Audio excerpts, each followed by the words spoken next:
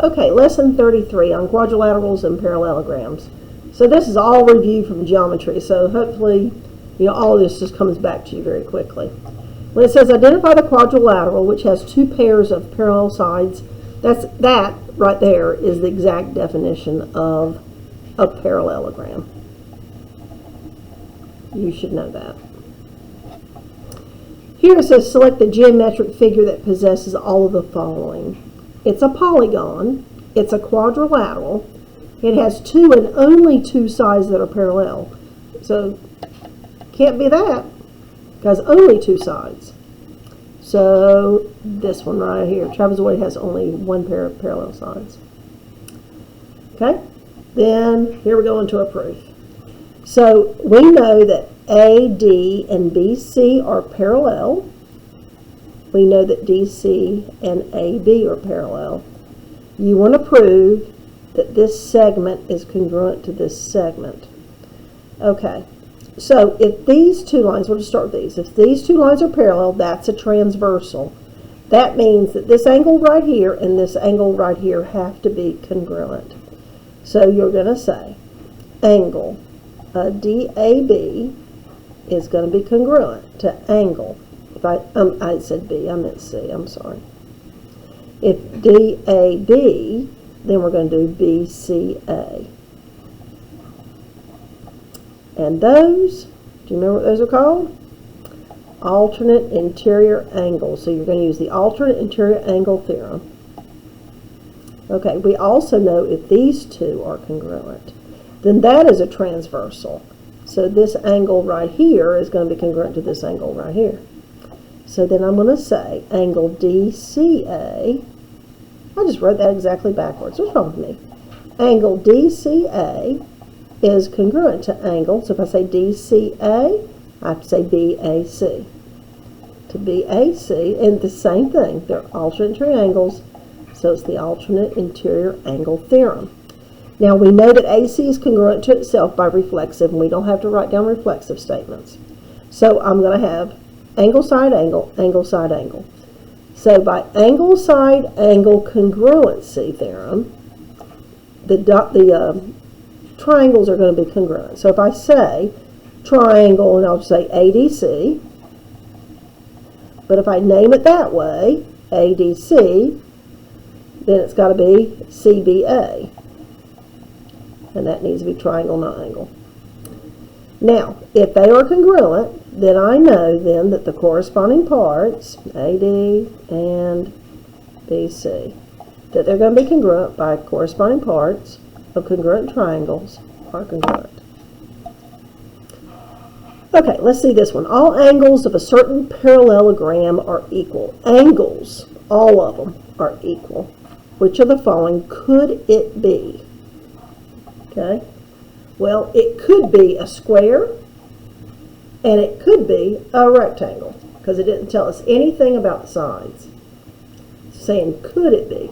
You've got to be careful about the way these things are worded. This one says, opposite sides of a certain quadrilateral are not all congruent. That means there's at least one pair not congruent. Which of the following best describes the quadrilateral? So, a square, we know all the sides are congruent, so that's out. A parallelogram, opposite sides are congruent.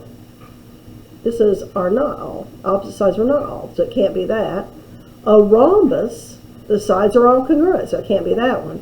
A trapezoid, the opposite sides may or may not be congruent. But they could be. So, it's that one. Okay, let's flip it over.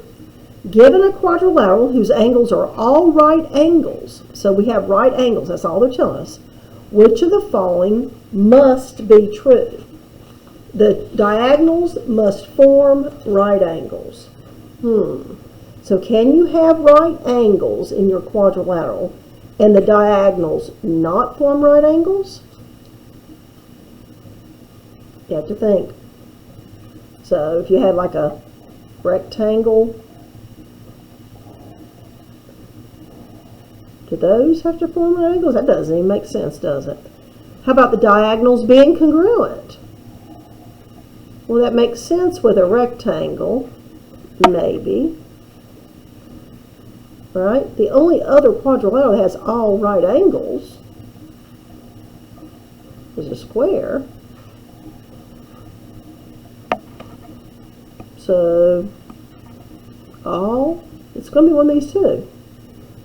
So, it says, which of the following must be true? Are these diagonals congruent? And are these diagonals congruent? Yes, they are. All sides have the same length. Well, that's true with a square, but not a rectangle, so this has got to be it. Remember, with these things, even when you think you find the answer, double check the rest of them. Number 7, given a quadrilateral with all pairs of consecutive angles supplementary, which of the following must be true? The diagonals form right angles. You should know this happens in squares and rhombuses. All sides have the same length. That only happens in squares and rhombuses. The diagonals bisect each other. That happens with all parallelograms, all of them. All sides are equal and all angles are right angles. For both of those to be true, the only thing that's true with is a square. So it says, which of the following must be true when all pairs of consecutive angles are supplementary? Now, you know, if all the angles are right angles, then consecutive pairs have to be 180, right? So they're going to be supplementary. What about with a rhombus, though? That'd be true with squares, then. But what about with a rhombus? So with a rhombus, we know the sides are congruent, but the angles don't have to be. So do the consecutive angles, do they have to be supplementary? That's one of the big questions. All pairs of consecutive angles are supplementary. What do you think? So, all pairs, it says. So, like these two, and these two, and these two, and these two. So that's a rhombus. What about in a parallelogram? It is not one that is not a rhombus. Okay, well, are these supplementary? Are these? Are these? Are those? So what do you think? If you say, yeah, that's true, well, then you're saying, like if you say this one's true, then you're saying it's true for squares and rhombuses, but it's not going to be true for all other parallelograms. That's what you're saying, because you didn't include all parallelograms here. Same argument here. If you say this one, then you're saying it's true for squares, but nothing else, because these are only squares. Actually, it's true for all parallelograms, so you have to choose this one. This is the only one that covers everything in which this is going to be true. I know that's hard logic. You got to think hard on that one. Okay, let's look at this one. This is the median of a trapezoid. So we know then that if we add up these two legs and divide by 2, we know that when we do this, we're going to get the same measurement as the length of the median. Okay, so what I'm going to do is I'm going to add up my like terms up here. Okay, then I'll multiply both sides by 2.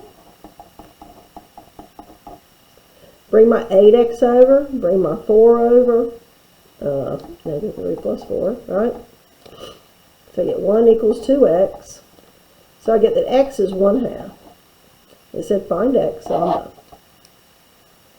Good reminders in this lesson.